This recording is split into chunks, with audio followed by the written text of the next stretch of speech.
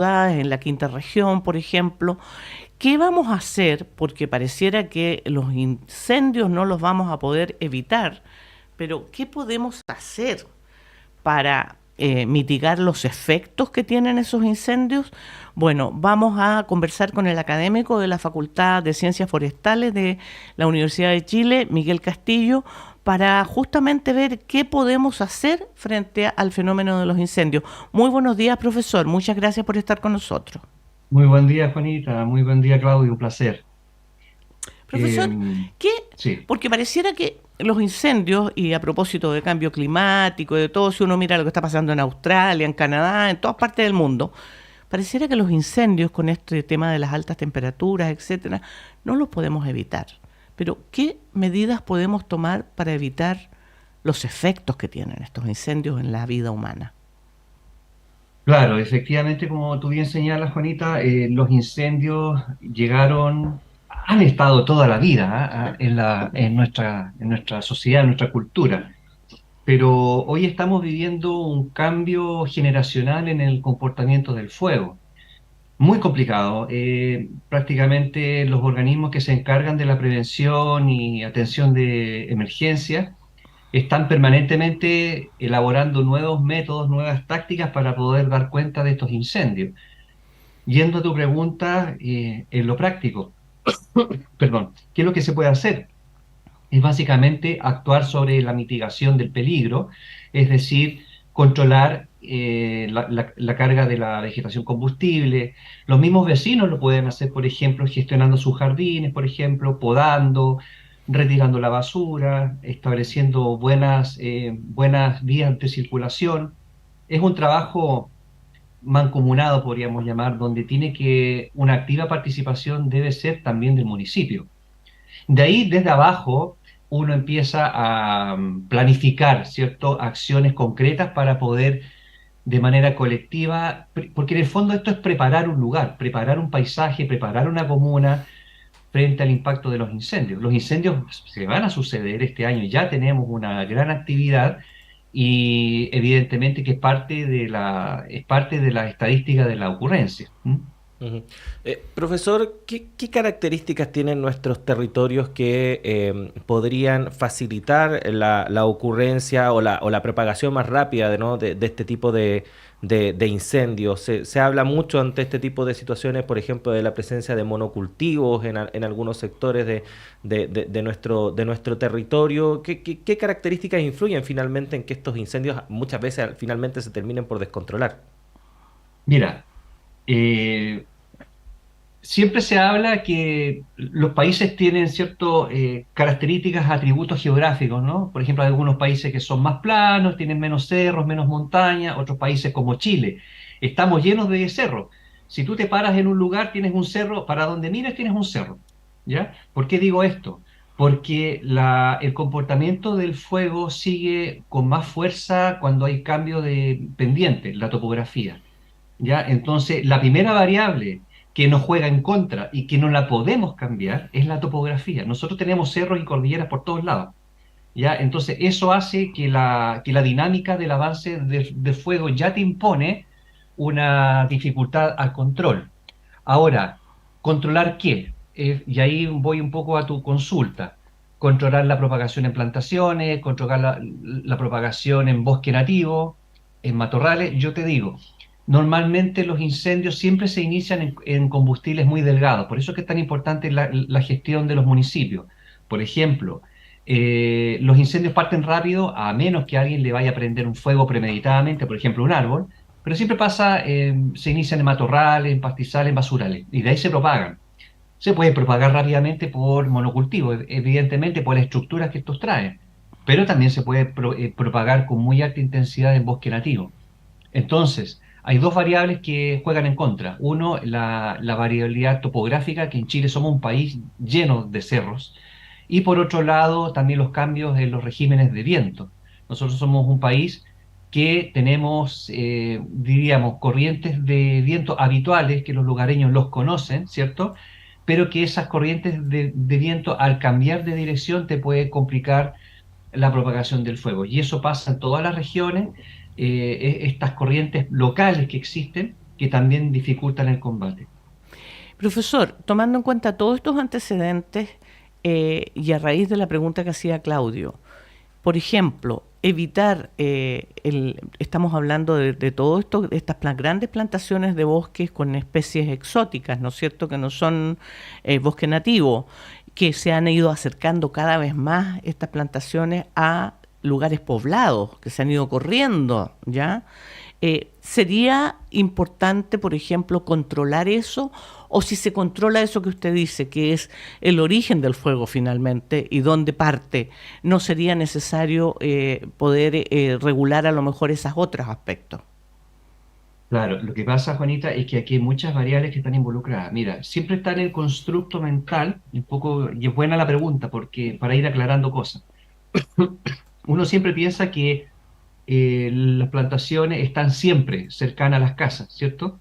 La lógica me indica siempre, el constructo mental dice que donde hay casas al lado hay árboles, y por lo tanto si hay un incendio puede afectar a las casas o viceversa, porque también ha pasado que incendios urbanos se pasan a los bosques, eso también es poco habitual, pero también sucede.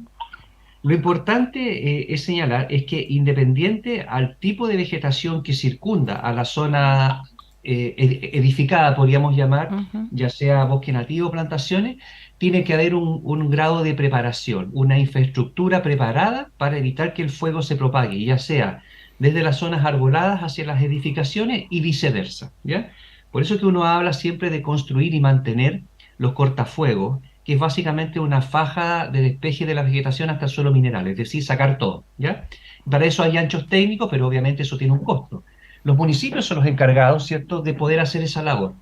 Ahora, estos temas, sí, que los incendios se van a las zonas arboladas o a las zonas urbanas, eso, y la manera de cómo se generan los incendios, eso parte de la reformulación de la ley de incendios forestales, ¿ya?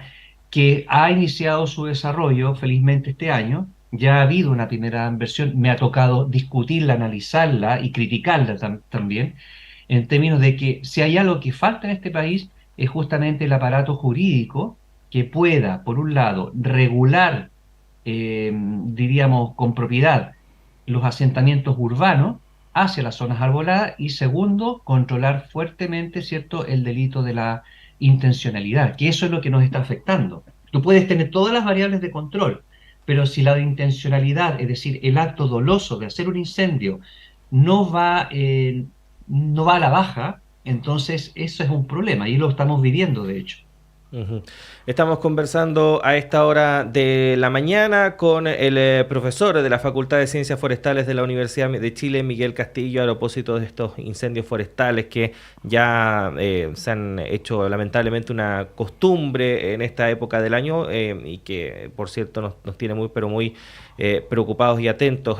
Profesor, a propósito de esa legislación que mencionaba, ¿qué aspectos, a propósito de la necesidad de apuntar a este control, ¿no?, de la ocurrencia de estos incendios, ¿qué aspectos debiese contener finalmente?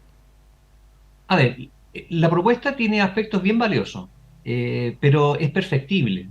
Es perfectible y yo diría que donde hay que trabajar fuertemente es justamente en el aspecto de la persecución del delito y de catalogar, ¿cierto?, el acto doloso de iniciación de incendios como un delito y eso que realmente lleve a una pena conducente, es decir, que no sea una falta o una pena remitida, que es lo que normalmente sucede. Son pocos los casos en los cuales efectivamente luego de la flagrancia, es decir, del acto comprobado de que la persona o las personas ocasionaron un incendio, dé cuenta de un acto jurídico que permita, ¿cierto?, en este caso, la condena, ¿ya? Es muy difícil, es muy complicado llegar a eso. Y el articulado legal debiera favorecer, debiera propender a poder generar las condiciones jurídicas para que eso suceda. Eso por un lado. Ahora, ¿qué cosas hay que seguir trabajando en materia de prevención? Evidentemente, fomentar el uso responsable del fuego en escenario de cambio climático, porque aquí hay dos posturas. Una, que no podemos usar más el fuego porque tenemos una corriente climática, podríamos llamar, ¿cierto?, donde es muy fácil generar un incendio. Pero por otro lado, como lo que acaba de suceder en Canadá, ustedes bien supieron en las Ujú. noticias, los últimos 2 meses, más de 18 millones de hectáreas quemadas por el fuego, obviamente, en Canadá, pero poco se habla de por qué se produjo. ¿Ah? No se produjo, o sea, evidentemente que hay un componente climático, hay un componente de la causalidad, pero también ocurrió, fíjense, por la excesiva acumulación de carga de combustible debido a la tal complejidad de aprobar estos planes de quemas controladas. Cuando tú quemas un campo, por ejemplo, uno dice, wow, hay un incendio. No, lo que está haciendo el No, agricultor es reducir la carga de no. vegetación combustible, cosa que cuando llegue el periodo de incendio, si este lo hubiera, si esto sucede, sea un incendio controlable y bajito. ¿Ya? Entonces, por eso que ancestralmente la gente usa el fuego. El tema está que ahora con el escenario de cambio climático hay que regularlo y hay que propender a mantener bajo control esta excesiva carga de vegetación seca que hoy se está concentrando fuertemente, y por eso que bueno insistir, el rol de los municipios es clave en esto, estar permanentemente monitoreando los cortafuegos y los basurales, porque es muy fácil, y esto es importante, es muy fácil, diríamos, proponer una red de cortafuegos, proponer una red comunitaria de prevención del riesgo, ¿cierto? Haciendo todas estas cosas.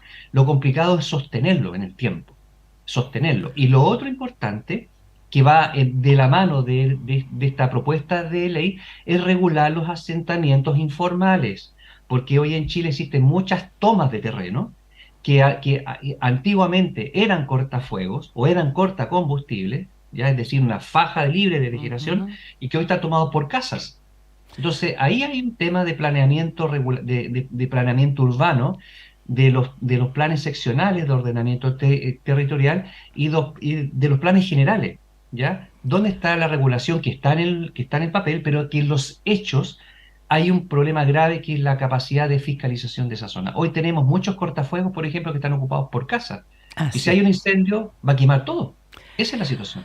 Así es, son varias las tareas que tenemos pendientes, pero vamos a tener que abocarnos, parece, para poder controlar la situación. Le agradecemos muchísimo, académico de la Facultad de Ciencias Forestales de nuestra universidad, el profesor Miguel Castillo, por haber conversado con nosotros sobre los incendios forestales, qué medidas se deben tomar, cuáles son las propuestas, ¿no es cierto?, para una nueva legislación. Que tenga muy buen día, profesor. Buen día a ambos, que estén muy bien. Adiós. Muchas gracias, profesor. Y cuando son las 8 de la mañana, con 1 minuto, hacemos una pausa en esta primera edición de Radio Análisis en esta mañana de día jueves 21 de diciembre, pero siga junto a nosotros porque en breve llega Patricio López para continuar con esta edición y nosotros, Juanita, nos reencontramos mañana viernes. Mañana.